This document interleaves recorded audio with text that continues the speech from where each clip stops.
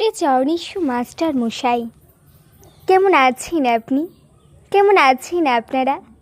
মোটা ফ্রেমের চশমার আড়ালে থাকা ওই চোখ দুটো ভালো আছে তো? ওই চোখ দুটো ছিল ভীষণ দুর্দান্ত, যার সামনে আমাদের সমস্ত লুকোচাপা ধরা পড়ে যেত অনায়াসেই। আপনার হাতে থাকা লাঠিটি ভালো আছে মাস্টার মশাই, নাকি হারিয়ে যাচ্ছে ক্রমশ?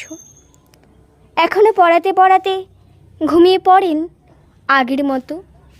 অঙ্ক করতে দিয়ে দু চোখ মুজে আসতে চাই। কত হেসেছি, কত টিপ্পনি কেটেছি আড়ালে, কিন্তু কখনো বুঝতে চাইনি মাস্টার মশাইরাও তো মানুষ।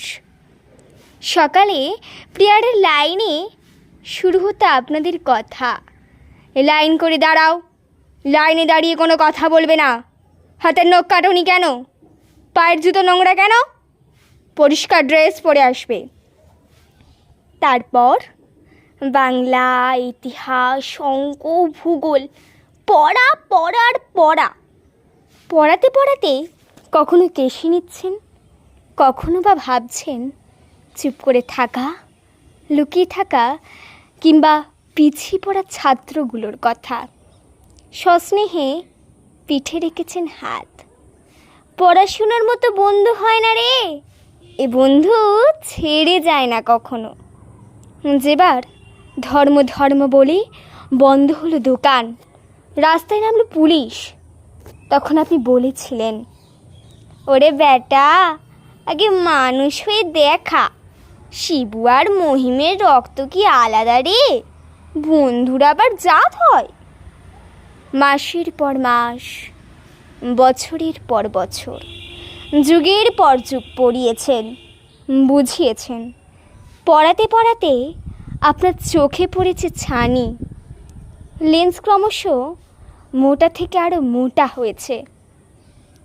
আপনি ঢুলে পড়েছেন, ঘুমে আপনার দু চোখ জড়িয়ে গেছে। আমরা হেসেছি, বিদ্রূপ করেছি আপনার ধুতি নিয়ে। আমরা সবাই বড় হয়ে গেলাম। আপনার লাঠিতে ঝোলানো হলো নিষেধ। আপনার বকুনি থেমে গেল পরোয়ানার কাছে। আপনার স্নেহকে বদলে আমরা তার নাম দিলাম কর্তব্য।